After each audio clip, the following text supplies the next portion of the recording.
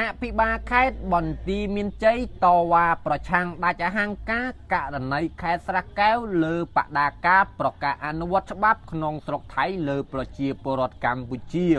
លិខិតតវ៉ារបស់ឯកឧត្តមអ៊ុំរាត្រីអភិបាលខេត្តបន្ទាយមានជ័យផ្ញើទៅកាន់អភិបាលខេត្តស្រះកែវប្រទេសថៃប្រឆាំងនឹងករណីរដ្ឋបាលខេត្តស្រះកែវលើបដាការនៅថ្ងៃទី28ខែកញ្ញាឆ្នាំ2025ដោយមានខ្លឹមសារប្រកាសអនុវត្តច្បាប់ក្នុងស្រុកថៃ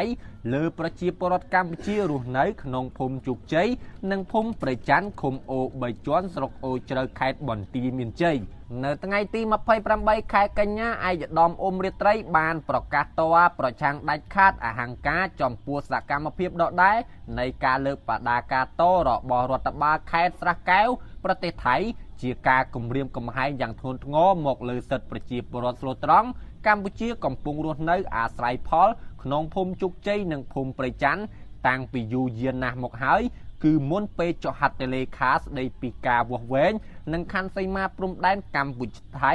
MOU 2000ចូលជាធរមាន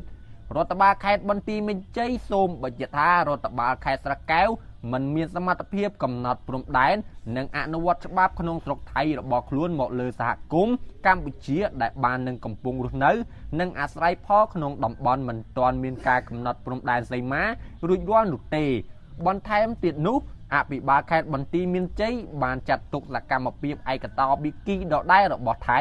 គឺជាការបង្កហេតុដែលនាំឲ្យមានភាពតានតឹងកើនឡើងនៅតំបន់ដែលកំពុងមានចំនួននិងជាការរំលាយបំពានបាត់ឈុបាញ់ថ្ងៃទី28ខែកក្កដាឆ្នាំ2025នៅប្រទេសម៉ាឡេស៊ីនិងលទ្ធផលនៃកិច្ចប្រជុំ GBC OBC និង JBC រវាងប្រទេសទាំងពីរតាមលិខិតដដែលរបស់ឯកឧត្តមអ៊ុំរាត្រីរដ្ឋបាលខេត្តបន្ទាយមានជ័យស្នើសុំឲ្យរដ្ឋបាលខេត្តស្រះកែវប្រទេសថៃ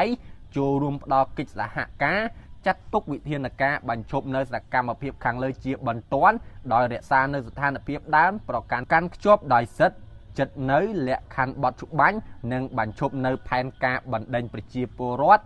គ្រួសារចេញពីផ្ទះសម្បែងនិងដីធ្លីដែលបានរស់នៅជាច្រើនសតវត្សមកហើយ